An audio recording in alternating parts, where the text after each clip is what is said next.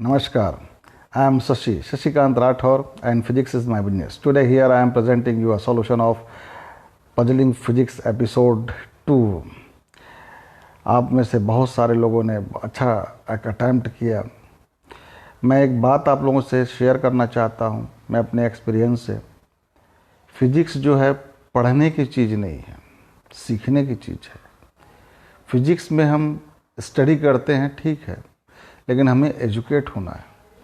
इसके लिए ज़रूरी कि कॉन्सेप्ट हमारे क्रिस्टल क्लियर हो, क्योंकि फिजिक्स कुछ नया नहीं है। फिजिक्स में कुछ हमने नया नहीं किया है। जो चीज़ है वो नेचर में है, तो नेचर को समझने की बात है। फिजिक्स में आप जैसे जैसे आते जाओगे वैसे वैसे बहुत मज़ा आएगा इसमें डुबकी लगाने में। तो आज मैं आप लोगों को एपिसोड 2 का, जिसमें मैंने 3 पजल्स आपको दिए थे, उसका सॉल्यूशन डिस्कस करता हूँ। हो सकता है आपके पास मेरे से बेहतर सॉल्यूशन हो, तो मैं आपसे फिर रिक्वेस्ट करता हूँ कि आप ज़रूर इसे डिस्कस करें, क्योंकि हम जितने तरीके से नेचर को समझने का प्रयास करते हैं उतना अच्छा होता है सबके लिए। और नॉलेज तो ऐसा चीज़ है कि बांटने से बढ़ता है। तो मेरा पहला पजल था एपिसोड 2 का, जो ओवरऑल 3rd पजल था। इस एपिसोड 2 का जो मेरा थीम था हीट एंड थर्मोडायनेमिक्स। तो मैंने पहला जो पज़ल है ओवरऑल 3rd पज़ल में लिया था कि एक LPG gas cylinder loaded truck moving with constant velocity 54 kilometre per hour and calculate the rise in temperature of LPG gas. मतलब एक LPG gas cylinder loaded truck जो है कांस्टेंट वेलोसिटी 54, जैसा कि चित्र में देख रहे हैं आप, इससे मूव कर रहा है कांस्टेंट वेलोसिटी से। तो आपको टेम्परेचर राइज कैलकुलेट करना है कितना। तो सबसे पहले ये समझना है कि टेम्परेचर है क्या चीज़। हम टेम्परेचर मेज़र करते हैं तो किसको मेज़र करते हैं? किसी भी चीज़ में आप सोचिए, चाहे आप थर्मामीटर लगाते हैं, अपने मुंह के अंदर डालते हैं या अपने कांख में लगाते हैं, तो क्या चीज़ मेज़र करता है? वो हीट ट्रांसफ़र। तो कैसे ट्रांसफ़र होता है हीट? बहुत सारी बातें हैं जो आप पढ़ते हैं, लेकिन एक बार उसको फिर से पिनअप करिए, लाइन अप करिए, समझिए, गुत्थियों को सुलझाइए। हम बेसिकली टेम्परेचर मेज़र जब करते हैं तो मेज़र करते हैं हम काइनेटिक एनर्जी। तो आप थर्मोडायनेमिक्स पढ़ते हैं ना, इंटरनल एनर्जी। तो इंटरनल एनर्जी 2 टाइप के होते हैं, internal kinetic energy, internal potential energy. तो internal kinetic energy due to the motion of the particles and internal potential energy due to the attraction force. तो हम आइडियल गैस के लिए मान के जैसे चलते हैं ना कि भाई अट्रैक्शन फोर्स होता नहीं है, तो इसलिए इंटरनल पोटेंशियल एनर्जी को नेग्लिजिबल कर देते हैं, इंटरनल काइनेटिक एनर्जी को अपन कंसिडर करते हैं। तो ये इंटरनल काइनेटिक एनर्जी है, वो कैसे मेजर होता होगा? पर्टिकुलर एक एक अलग अलग एटम का तो काइनेटिक एनर्जी निकालना बड़ा मुश्किल है। तो देखिए बच्चों, कहानी तो लंबी जाती है। मैक्सवेल डिस्ट्रीब्यूशन है, स्पीड्स का पढ़ते हैं ना, ठीक है, आप काइनेटिक थ्योरी ऑफ गैसेस में पढ़ते हैं। तो आप सब इस चैप्टर को बड़े ध्यान से मेरे इस सॉल्यूशन के बाद पढ़िए। आपको बातें निकल कर आएगी, निचोड़ आएगा कि हम जो है इंटरनल काइनेटिक एनर्जी जब बोलते हैं तो उसका मतलब होता है random motion of the particles, average velocity, average speed, random motion का। तो जो रैंडम मोशन है, ऐच्छिक गतियां होती हैं, जिग जैग इधर भी मूव कर रही हैं, उसको लेकर चलते हैं। ओवरऑल जो है, मान लीजिए एक सिलेंडर में जो गैसेस भरी हुई हैं, वो सिलेंडर रखा हुआ है, तो उसका तब टेम्परेचर होगा कि नहीं होगा ना? तो कैसे होगा? वो random motion of the molecules है, एटम्स है, LPG के, लिक्विड पेट्रोलियम गैस के, वो रैंडम मोशन, एवरेज स्पीड कैसे कैलकुलेट करते हैं? तो देखिए उसको किताबों में काइनेटिक थ्योरी ऑफ गैसेस और मैक्सवेल डिस्ट्रीब्यूशन ऑफ स्पीड्स या वेलोसिटीज, दोनों टॉपिक को पढ़ेंगे तो आपको क्लियर होगा। तो हमें बेसिकली टेम्परेचर मेज़र करने के लिए चाहिए रैंडम मोशन, और यहाँ पर क्या है? Constant velocity. It means direction भी चेंज नहीं हो रहा है। अब आप बताइए, हम जब कह रहे हैं कि रैंडम मोशन के लिए इंटरनल काइनेटिक एनर्जी और इंटरनल काइनेटिक मेज़र करते हैं, और इंटरनल काइनेटिक एनर्जी ही एक्चुअली में टेम्परेचर मेजर करता है। मैं इस बात को उस थर्मोमीटर से लेके जिससे आप अपने बुखार नापते हैं बॉडी टेम्परेचर नापते हैं से लेके हर जगह पे मैं इस्तेमाल कर सकता हूँ कि हम इंटरनल काइनेटिक एनर्जी कैसे, इवन आपको जब धूप में टेम्परेचर कैसे फील होता है ये भी आप जानते होंगे कि जो इलेक्ट्रोमैग्नेटिक रेडिएशंस हैं वो जब आपकी स्किन पर आते हैं तो एनर्जी आती है, इससे आपको हीट डेवलप होता है। लेकिन आप घर के अंदर हैं और लू चल रही है, मतलब गर्म हवा से आपको भी गर्मी लगती, कैसे लगती है? वो जो मॉलिक्यूल्स हैं, एटम्स हैं एयर के, वो जो एनर्जी काइनेटिक एनर्जी रखते हैं वो आपके बॉडी को ट्रांसफ़र होता है, जिसकी वजह से आपको हीट फील होता है, आपको गर्मी लगती है, गर्म लगता है। तो यहाँ पर जब बेसिक डेफिनेशन आपको समझ में आता है कि रैंडम मोशन से हम इंटरनल काइनेटिक एनर्जी कैलकुलेट करते हैं और इंटरनल काइनेटिक एनर्जी ही टेम्परेचर मेज़र करता है। और जब कांस्टेंट वेलोसिटी की बात कहते हैं हम, तो कांस्टेंट वेलोसिटी का कोई कहीं कंट्रीब्यूशन नहीं है टेम्परेचर पे। तो जब LPG gas cylinder loaded truck जब हम बोल रहे हैं मूव कर रहा है विद कांस्टेंट, तो पूरा का पूरा truck as a whole move कर रहा है, एज अ होल वो मूव कर रहा है। तो मतलब ये कह सकते हो कि हर एलपीजी सिलेंडर का सेंटर ऑफ मास भी एक कांस्टेंट वेलोसिटी से पर्टिकुलर डायरेक्शन में मूव कर रहा है। लेकिन उस एलपीजी सिलेंडर के अंदर जो गैसेज हैं वो तो रैंडम मोशन में है, उसकी वजह से टेम्परेचर है, ना कि उसके सेंटर ऑफ मास के कांस्टेंट वेलोसिटी की वजह से है। क्लियर? इसलिए कोई चेंज नहीं होगा एलपीजी गैस में। यदि ऐसा होता, प्रैक्टिकल है ना भैया, तो प्रैक्टिकल है, आप जानते हैं। यदि ऐसा होता तो सोचिए एलपीजी जो गैस फॉर्म में लिक्विड, कितना हाई प्रेशर पे उसको रखा जाता ताकि वो लिक्विफाई रहे गैस सिलेंडर के अंदर, और यदि उसका टेम्परेचर बढ़े तो क्या हो जाएगा, है ना? इसलिए नहीं होता है। प्रैक्टिकल तो यही है ना, नेचर में हमारा अनुभव यही है। समझ गए? तो यहाँ पर हमने कॉन्सेप्ट उठाया टेम्परेचर का। टेम्परेचर हम मेज़र करते हैं इंटरनल काइनेटिक एनर्जी से, और इंटरनल काइनेटिक एनर्जी में जो वेलोसिटी या स्क्वायर लिखते हैं यहाँ पे एम वी स्क्वायर, तो वी स्क्वायर जो है वो वी स्क्वायर जो है random motion of the particle है।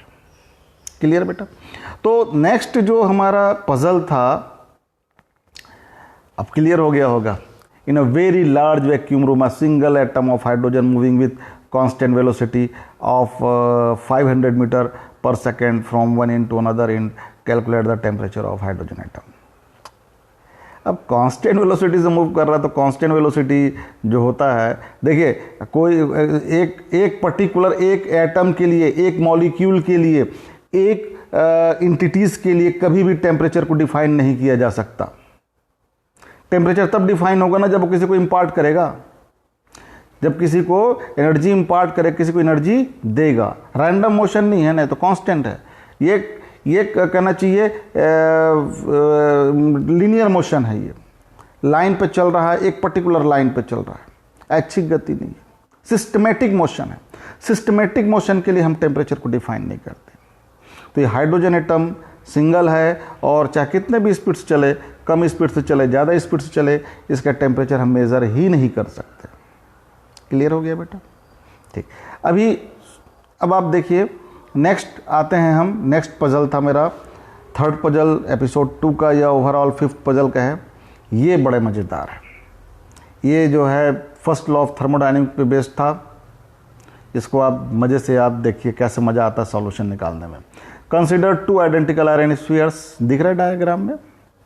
मैंने कोशिश किया है बनाने का, मुझे पीपीटी मतलब मोबाइल पे पीपीटी बना के, वैसा मैं एक्सपर्ट नहीं हूँ, फिर भी मैंने कोशिश किया है। Consider 2 identical iron spheres, one of which lies on thermally insulating plate, जैसा दिख रहा है, and whiles the other hangs from the insulating thread. Equal amount of heat are given to the 2 sphere which will have the higher temperature. दोनों iron के ही हैं, तो दोनों को जब हम समान ऊष्मा देते हैं, समान हीट प्रोवाइड करते हैं, तो टेम्परेचर किसका ज़्यादा राइज होगा।